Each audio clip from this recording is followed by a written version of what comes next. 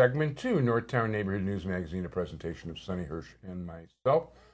Dial us up on the web at www.ntnm.org, communitypolicingcaps24.org. We urge you to support your community policing efforts within the city of Chicago and in other cities where they have community policing.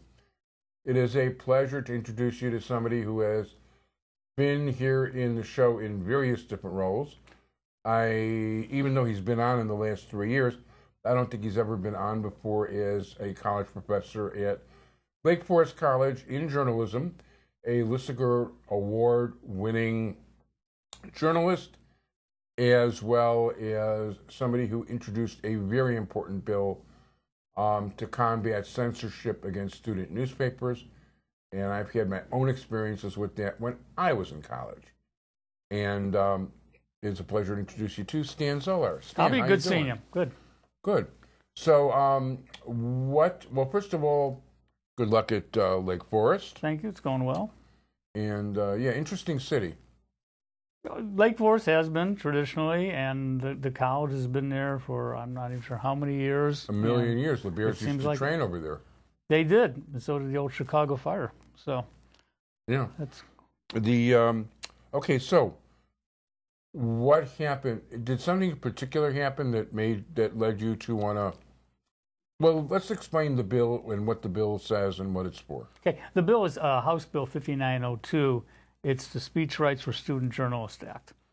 A similar bill was passed in the Illinois House and Senate in 1997 overwhelmingly, and was vetoed by then Governor Jim Edgar. And since then, we've always said, oh, we should get legislation, we should get legislation. In the meantime, 9 states have now enacted similar legislation that, in essence, overturns the 1988 Supreme Court decision, the Hazelwood v. Kuhlmeyer, that gives administrators the ability to censor, prior restraint, prior review, all forms of student expression. Now, that's not just student newspapers. It could be the yearbooks, it could be the musical, it could be an art show. But target always seems to be the student newspaper. A year ago, the North Dakota passed a piece of legislation similar to what had been done before, and we got to talking, and we said, you know what, it's time to do it again in Illinois. And we connected with Rep. Will Gazzardi, Democrat 39th, who was our sponsor. We worked closely with Elaine Neckeritz out in the suburbs, who is a huge supporter of press rights.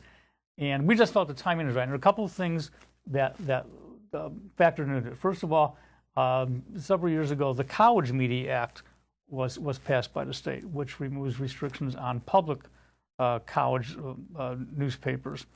And then in August, House Bill 4025 was passed and signed by Governor Rauner, and that bill requires a one-semester class in civics education for all high school students, beginning with the 2016-2017 incoming freshman class. So what's the connection now between civics education and journalism? In its report, May 2014 report, the Illinois State Board of Education's Task Force on Civics Education went over, you know, the need for the law, and they cited news literacy several times. News literacy is the critical thinking skills needed to go through a media report to ensure that it's independent, it's non-biased, and verifiable sources. So if you're going to have news consumers that are engaged civically, you need to give them information that is free of bias. So I'm thinking, well, if you're going to be teaching civic education, want these kids to get civically engaged, you need to let them practice the appropriate media. So that, in a nutshell, is where we're going with the bill. On April 6th, we're going to have our hearing. Right now, the bill is in the Judiciary Civil Committee, and once we have the hearing, hopefully we'll get it to the full House, and we'll see where it goes from there. My senior year in college, I was editor-in-chief of the Columbia College newspaper, then known as the CC Writer. My headline story was documenting, truthfully, how Columbia faked their accreditation that year, which I didn't quite realize how that might affect me. being a graduate that year. But I mean, it was little things like you needed so many books in a library, in order for it to be considered good and all the rest of it. So what Columbia would do is they would take the guy from the forget the accreditation association, and they would take him halfway through the library, and it was 5 o'clock, end of the day. Well, we'll resume at the second half of the library tomorrow. They would then take all the books out of that particular floor, set them up on another floor to be able to have enough books to be able to do that. There were other things they did also. They wound up printing 6 copies of the newspaper for the advertisers. I called all the advertisers and told them not to pay when I heard about it. And I still have a copy here somewhere. It was the headline was Columbia Student Union Accreditation Fraud. I didn't make a real big deal about it at the time because, frankly, I was through with college and the hell with it. Well, but yeah, you know what? It's like not that really was. You've got to have freedom of the press. You just do. Well, that's what we're looking for, and part of the bill calls for advisor protection. So say, for example, if you're an advisor for a school paper and one of your students wants to write an article extolling the virtues of say, Donald Trump, and you being an advisor attuned with free press say, okay, fine, it's your opinion. So if the principal is an ardent Cruz supporter, he could say, what were you thinking? And he could take, or she could take action against you for letting that student have his or her own opinion. It's a student newspaper, it's their opinion. Now, as an advisor, we would hopefully work with the students and say, well, if you're going to do this, make sure you're backed up, you've got sources, and it's not sheer emotion. So that's one way we're looking to protect it. No, that makes sense. I mean, the fact of the matter is, for somebody to have that arbitrary an opinion, to say like, hey, I'm for Cruz, therefore I'm against X, Y, and Z, isn't right. It just isn't. Now, it's very easy to find things that are wrong with Trump. I think they would probably fill a list that could go around the globe several times. But still in all, a person here in our society, a person has the freedom to speak, for who they want to in a political forum. And if somebody's foolish enough to be for Trump, they've got every, who was it who said, I may disagree with your opinion, but I will defend to the death your right to say it. It's like what the late Daniel Patrick Moynihan says, everyone's entitled to their own opinion, but not their own facts. So, oh, that's good. We need to look at that and take that in consideration.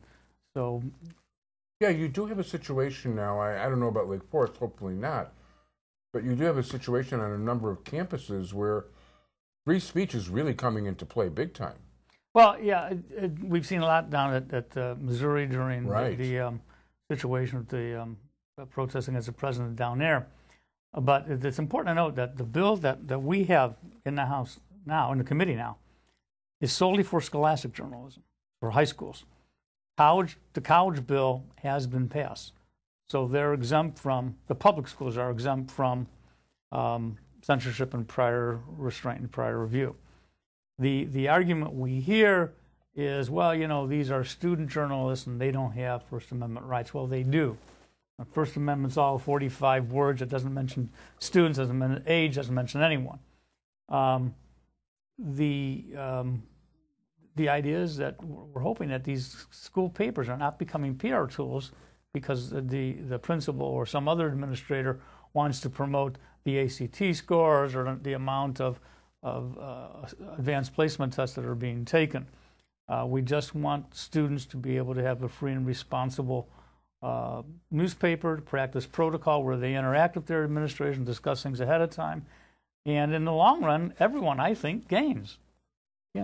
I would tend to agree, because if you have an honest look at first of all, if you really have an honest look at things, and the student finding is that, hey, these old dudes aren't doing so badly, It's in their best benefit to have an opinion come out like that.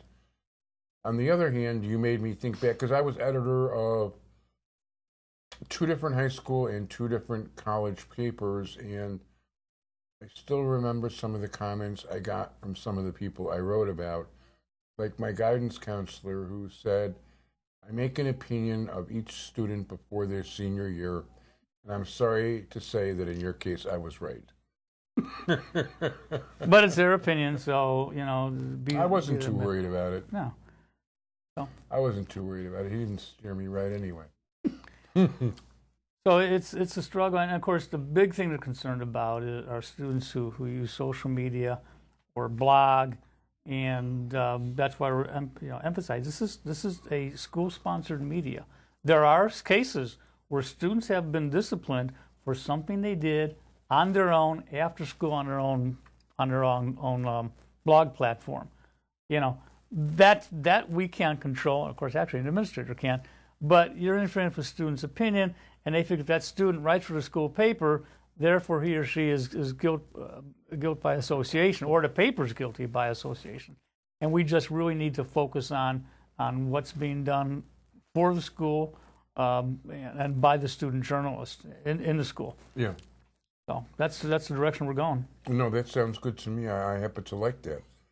So anything else you got going on in your life? We're just keeping busy, working for Center for News Literacy. We're doing a lot on the fact-checking in the 2015-2016 election, which, of course, is a full-time job.